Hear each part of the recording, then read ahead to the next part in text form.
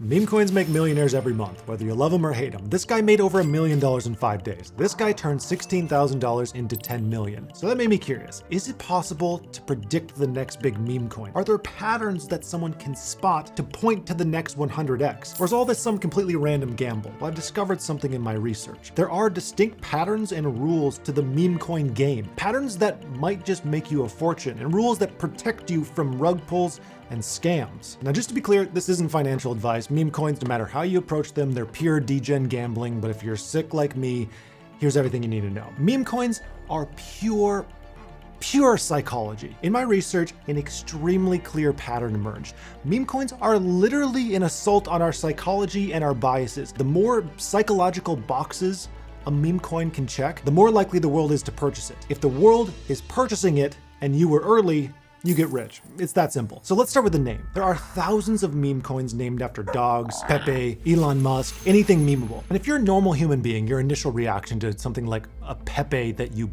put money into, you go, that's pretty stupid. If you're a crypto investor, your reaction is something like, that's pretty stupid. Can I make money off of it?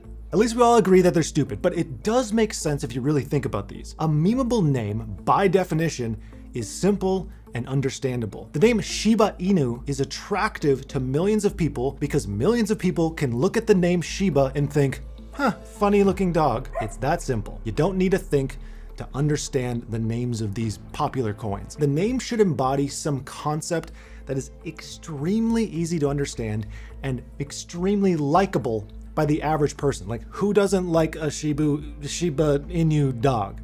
They're cute, they look funny. Like, that's it. It's that simple. That's our first checkbox. Now, of course, a good name, that isn't enough for a meme coin to blow up. People have to actually buy the thing. And that brings me to the friction of meme coins. Meme coins most often are built on larger market cap projects like Solana or Ethereum or whatever. The reason is pretty simple for this. Investors already have money in those large products, which means there's less friction to buy the tokens that are built on those layer one ecosystems. It's a lot easier to get an Ethereum holder to buy a meme coin that's built on Ethereum than it is to get someone to take some cash, transfer that to Ethereum, and then use that to buy some meme coin. If it's easier to buy, more people will buy it. And I have another important point on that later, but you need to hear this first. Think about this. On bigger projects like Ethereum or Solana or whatever, you have investors who have made tons of money in their initial investment into those tokens. Like someone who bought Ethereum early, now they're just sitting on some bags. But when you have a big win in crypto, you don't really feel like it's real money. It's in that token, it's not dollars, it's not cash in your hand. And when you have money that doesn't feel like real money, think about this psychologically, you're more willing to spend it in dumb ways, like meme coins. So for example, if a product like internet computer pops off, you might want to start looking at meme coins associated with that layer one. The reason being is you have a ton of investors actively looking for the next spot to park some of that cash. And of course, meme coins are often the loudest projects marketing-wise because they are just pure marketing. Plus, they're extremely simple to understand, so that's kind of an attractive place to park some of those gains that you made that don't really feel like real money. And yes, you need to be extremely careful with all this because while meme coins are subject to these capital flow principles, they're also completely insane. And they're subject to extreme cycles of hype that typically look like up, down, flatline, and then they just die forever. Some recover, but like most never do. So the question is why?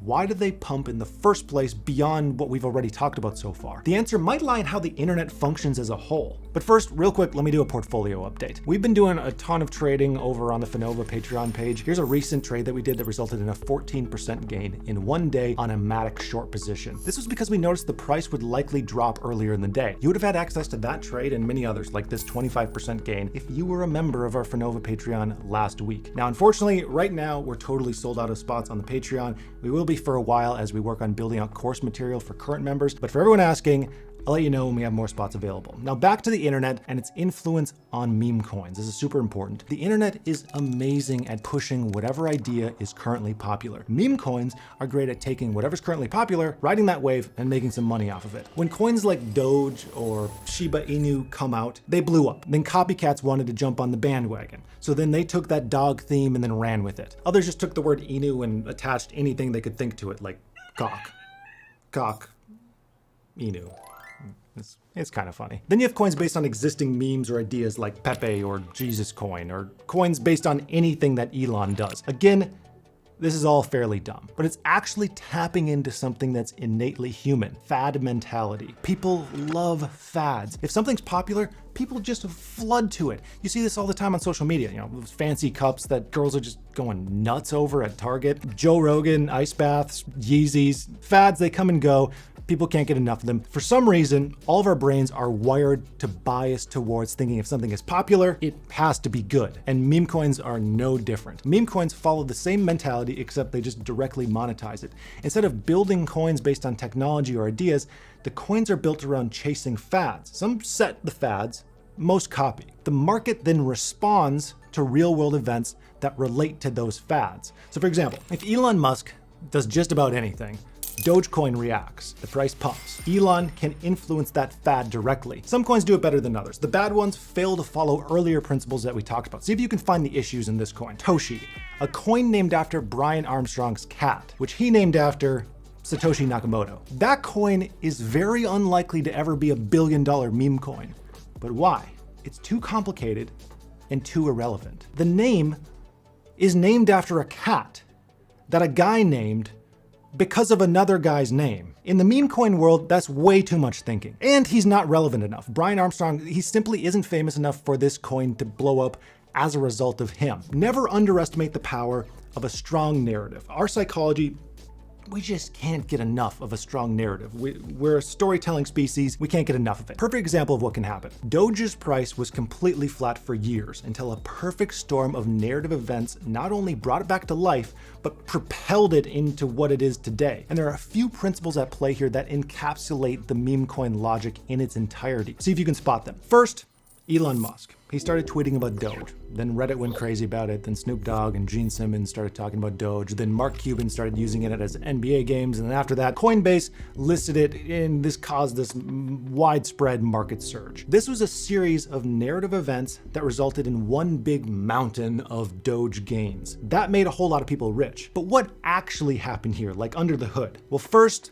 the narrative around Doge was resuscitated. Before Musk, Reddit, and the others, Doge was pretty quiet. The price reflected that. It's pretty flatline. But when their combined narrative event got people on the fad, money started flowing back into Doge. Next, it was listed on Coinbase and other exchanges. This was huge. This was the moment. It checked a psychological box that almost no meme coins are ever able to check: legitimacy and credibility. As a result, people were extremely willing to invest. Not only that, it's even easier to buy that thing, so there's less friction. Anyone can get a Coinbase account and buy some stuff. They don't even have to worry about cold wallets, hot wallets, custody, things like that. Extremely easy to buy, extremely low friction. So many boxes are checked here. With meme coins, you're not trading commodities. You're trading popular fads and the narratives that drive them. The better you are at paying attention to the flow of these narratives, the psychology behind them, and the impact they have, the better you'll be at picking meme coins. It's crazy, it's risky, but there's some kind of actual logic and structure behind all of this. But that's not all you need to know. I realize there are two types of meme coins: community-driven coins and BS coins. Community-driven coins, they grow from some shared sense of humor, some kind of shared circumstance. Sometimes they develop a real utility as people, hop into the project and then contribute to them. It's essentially people having fun, doing dumb stuff on the internet, and trying to make money. Like, what isn't to like about some community-oriented meme coin? Whatever, no harm. The BS coins, they're driven by people, often influencers, who they're acting behind the scenes to artificially hype up and pump the price before just selling it on everyone, getting a profit, like essentially a rug pull. There are usually warning signs for these BS coins. Coins like these are often majority held by a few potentially bad actors. For example, the meme coin PSYOP had 90% of its tokens held by one guy, its founder Ben.eth. If the coin is held by just a few wallets, run. Ideally, you want to sidestep BS coins and focus on just the community-driven ones. And that's not the only warning sign to look out for. Also look at token transactions. Are there a bunch of small transactions coming from one wallet? If so, they could be there just to artificially pump the transaction volume. Again, just don't even be there in the first place. Get out of there. Same goes for followers. These can easily be bought, so don't put much weight on them. Always use rug checker tools as well to second guess any of your decisions. These will look into smart contracts and liquidity to see if there's anything suspicious going on. These scams work because people don't do those steps. These tokens know that crypto degens, don't care about doing their due diligence. You should care, just don't get burned. So when you're trying to predict the next big meme coin, aim to check as many psychological boxes as possible. It's extremely simple to understand. It's able to be liked by millions of people. It's easy to purchase, meaning there's very low friction to buy the thing. It's in an environment where people have more money than sense. It's attached to a great narrative that is popular and people like and people want to follow. It has a community of supporters. It's safe from scams. It has past results, meaning there's people to point to that have already made money. This elicits FOMO and even more investors into the project. It has credibility behind the token. That is the genetic makeup of a 100x meme coin, possibly 1000x. Does that mean you should invest in them? No, probably not. But it's not my job to tell you what to do with this information. Be safe out there. Love you. Goodbye.